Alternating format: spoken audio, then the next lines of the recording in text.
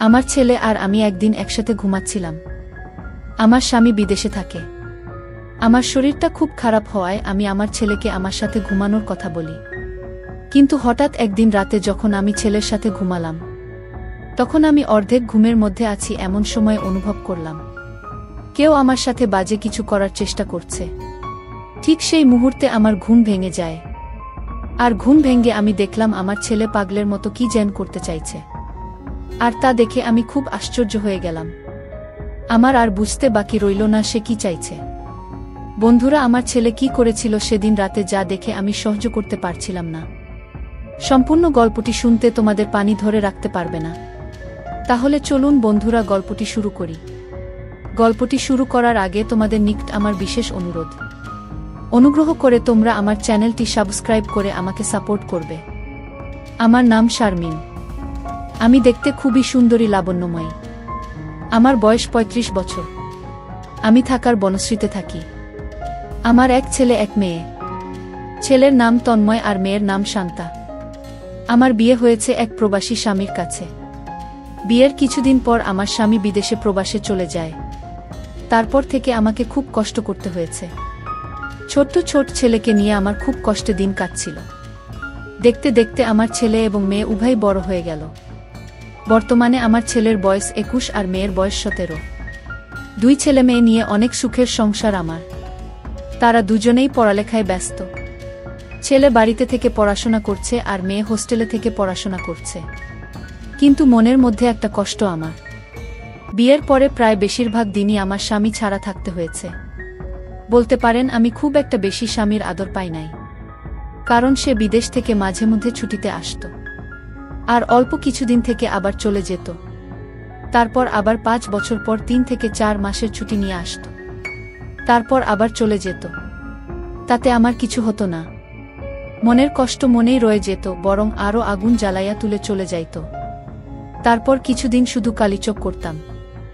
এভাবেই চলত আমার জীবন। তাই বলছি বন্ধুরা, স্বামীর আদর আমার জীবনে খুব কমই পাইতাম। কিন্তু আমার কি ভাগ্য, সেই স্বামীর আদর, সোহাগ, মায়া, মমতা সব দিয়ে ভরিয়ে দিয়েছিল আমার ছেলে তন্ময়। আমি কখনো কল্পনাই করতে পারি না যে আমার ছেলে তন্ময় আমাকে এত সুখ দিবে। আমার ছেলের নাম তন্ময়। সে ক্লাস 7-এ পড়ছে। দেখতে অনেক সুন্দর, আমার মতোই হয়েছে। আমার ছেলেও হ্যান্ডসাম, অনেক স্মার্ট। যে কোনো মেয়ে দেখলে আমার ছেলের প্রেমে পড়ে যায়। আমি আমার ছেলের প্রতি অনেক যত্ন নিতাম, মানে অনেক ভালোবাসতাম আমার ছেলেকে। সবসময় আমার ছেলের সাথে আমি ফ্রি থাকার চেষ্টা করতাম। আমার ছেলের সাথে আমি বন্ধুর মতো আচরণ করতাম সবসময়। বন্ধুরা, একদিন রাতের ঘটনা। আমার ছেলে ওয়াশরুমে গিয়েছিল। ওয়াশরুম থেকে বের হতে একটু দেরি হচ্ছিল। হঠাৎ করে আমার ছেলের মোবাইলে একটি মেসেজ চলে আসলো। মেসেজটি দেখে আমি খুব হিমশিম খেয়ে গেলাম। মেসেজটা খুব বিশ্রী ভাষায় লেখা ছিল। তবে এটুকু বুঝতে পারছি যে মেয়েটি আমার ছেলেকে মেসেজটা দিয়েছে, সে নিশ্চয়ই আমার ছেলে খুব পরিচিত, এবং সে আর আমার ছেলের মধ্যে নিশ্চয়ই খারাপ কোনো সম্পর্ক আছে। প্রকৃতপক্ষে মেসেজটি দেখে আমার মন খারাপ হয়ে গেল। মেসেজটি দেখে আমি মনে মনে ভাবলাম, কে এই মেয়ে? তাহলে কি আমার ছেলেই মেয়ের সাথে সম্পর্কে জড়িয়ে গেল? আমার ছেলে কি তাহলে নষ্ট হয়ে গেল? যদি তাদের মধ্যে এরকম ধরনের সম্পর্ক নাই থাকে, তাহলে কেনই বা এই মেয়েটি এরকম বিশ্রী মেসেজ দেবে? মেসেজটি দেখে আমার মনটা খারাপ হয়ে গেল। মনে মনে ভাবলাম, তাহলে আমার ছেলেকে কি আমি জিজ্ঞেস করব মেয়েটিকে? কিছুক্ষণ ভেবে তারপর ভাবলাম, যদি আমি আমার ছেলেকে জিজ্ঞেস করি তাহলে সে হয়তো কষ্ট পাবে। না, আমাকে বিকল্প চিন্তা ভাবনা করতে হবে। যেভাবেই হোক এই মেয়ের কাছ থেকে আমার ছেলেকে বাঁচাতে হবে। তা না হলে আমার ছেলের পড়ালেখা সহ আমার ছেলের ভবিষ্যৎ একেবারে নষ্ট হয়ে যাবে। পরের দিন আমার ছেলে স্কুলে যাবে। ছেলের পিছন পিছন আমিও গেলাম। কিন্তু আমার ছেলেকে বুঝতে দিলাম না যে আমি তাকে ফলো করছি। স্কুলে যাওয়ার কথা বলে আমার ছেলে দেখলাম স্কুলে না গিয়ে অন্য দিকে যাচ্ছে।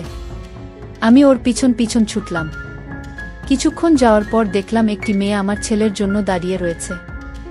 আমার ছেলেও তার কাছে চলে গেল, এবং তারা সেখান থেকে অন্য কোনো এক জায়গায় চলে যাচ্ছে। আমি তাদের পিছন পিছন গেলাম। যাওয়ার পর দেখলাম তারা এমন এক জায়গায় গেল যেখানে মানুষ সচরাচর যায় না, একেবারে নির্জন জায়গা। খুব কম মানুষই সেখানে যায়। আমার আর বুঝতে বাকি রইল না আমার ছেলে নষ্ট পথে চলে যাচ্ছে, যে পথ মোটেও তার ভবিষ্যতের জন্য ভালো না। তারপরেও তারা সেই নির্জন জায়গায় কি করে তা জানার জন্য এবং তা নিজের চোখে দেখার জন্য চুপি চুপি সেখানে গেলাম। আমি দেখতে পেলাম তারা জঙ্গলে একটি কুঁড়ে ঘরের ভিতরে প্রবেশ করছে, তাও আবার ভাঙ্গা, মনে হচ্ছে অনেক দিনের পুরনো। চোখের পলকেই তারা দুজন সেখানে ঢুকে গেল। আমিও চুপি চুপি তাদের পিছনে গেলাম। ভাবলাম আজকে তাদেরকে হাতে নাতে ধরবে তারা ঘরে প্রবেশ করার পর। আমি চুপি চুপি করে সেই ঘরের জানালার পাশে গেলাম। তারপর আমি সেই কুঁড়ে ঘরের জানালার পাশ দিয়ে উকি দিলাম। জানালা দিয়ে উকি দিতেই যা দেখলাম তাকে আমার দু চোখ মুছে গেল। অনেক কষ্ট করে তাকালাম, দেখলাম আমার ছেলে এবং সেই মেয়েটার কি রোম্যান্টিক দৃশ্য। মনে হচ্ছে তারা যেন নতুন কোনো দুনিয়ায় হারিয়ে গেছে। তারপরও আমি কিছুক্ষণ তাদের দৃশ্য দেখলাম। সেই সাথে আমার চোখ চলে গেল আমার ছেলে এসে ইন্টারেস্টিং জায়গায়। আমার ছেলেটা দেখে তো আমি পুরো অবাক। ছেলেটা এত নাদুস নুদুস হল কি করে? দৃশ্যটা দেখার পর ভাবলাম এখন আমি আমার ছেলে আর এই মেয়েটাকে হাতে নাতে ধরব। কিন্তু আমার মনের মধ্যে বাধা পড়ে যায়। এই মুহূর্তে যদি আমি তাদের ধরতে চাই তাহলে দুর্ঘটনা পড়ে যেতে পারি। দৃষ্টি কিছুক্ষণ দেখার পর আমি তাদেরকে সেখানে কিছু না বলে বাসায় চলে আসলাম। তবে দৃশ্যটি দেখার পর বারবার তাদের সুন্দর দৃশ্য চোখের মধ্যে ভাসছে। আমি খুব চিন্তায় পড়ে গেলাম। মনে মনে ভাবতে লাগলাম কি করা যায়। আর এসব যদি তার বাবা শুনে তাহলে আমার সাথে অনেক ঝগড়া করবে, রাগারাগি করবে, এমনকি আমাকে মারধরও করতে পারে। ছেলেকে এইসব খারাপি থেকে রক্ষা করার দায়িত্ব আমার। ছেলের এসব দেখে মনে মনে সিদ্ধান্ত নিলাম আজকে ছেলে বাসায় ফিরলে একটা ব্যবস্থা করব। মনে মনে ভাবতে লাগলাম কি ব্যবস্থা করব, কি করা যায়। এসব বিষয় তো আবার কারো কাছে শেয়ার করা যায় না। অনেকক্ষণ ভাবতে ভাবতে মাথায় একটা বুদ্ধি এলো, আর এই বুদ্ধিটাকে কাজে লাগানোর চেষ্টা করলাম। প্রায় সন্ধ্যা বেলা আমার ছেলে স্কুল থেকে বাড়ি ফিরত। আমি বললাম, বাবা তন্ময়, তোমার স্কুল থেকে আসতে এত দেরি হল কেন? তন্ময় বলল, মা, স্কুল শেষে প্রাইভেট পড়েছিলাম, তাই আমার আসতে একটু দেরি হয়ে গেল। ছেলের এমন গোছানো মিথ্যা কথা শুনে আমি অবাক হয়ে গেলাম। আমি তো বুঝতেই পারছি সে কোথায় থেকে বাড়িতে ফিরল, কিন্তু আমি তাকে বুঝতে দিলাম না। আমি ভাবলাম যদি আমি তাকে কিছু বলি তাহলে হয়তো এতে হিতে বিপরীত হয়ে যেতে পারে। তাকে আমার কৌশলে বসে আনতে হবে। সেদিন থেকে আমার ছেলের সাথে প্রেমের অভিনয় শুরু করি, যাতে কোনো মেয়ে আমার ছেলেকে নষ্ট না করতে পারে এবং আমার ছেলেকে আকৃষ্ট না করতে পারে। সেজন্যই আমার এই চিন্তাভাবনা। কিন্তু এই চিন্তাভাবনা যে এত গভীরে চলে যাবে তা কখনো কল্পনাও করতে পারিনি। সেদিন রাতে আমি আমার ছেলেকে বললাম, বাবা তন্ময়, তোমার মুখ এমন দেখাচ্ছে কেন? তন্ময় বলল, না মা, কিছু না। তারপর আমি বললাম, তন্ময়, আজকে তোমার সাথে আমি একটু গল্প করব। তন্ময় বলল, কি গল্প মা?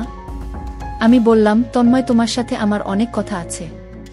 চল আজকে আমরা আগে একটু গল্প করি, তারপর কথা বলি। আর সেই সাথে আমি নিজেকে একটু অন্যরকম ভাবে উপস্থাপন করলাম, যাতে সে আমাকে দেখে আকৃষ্ট হয়। আমি তার সাথে ওপেন ভাবে চলার চেষ্টা করলাম।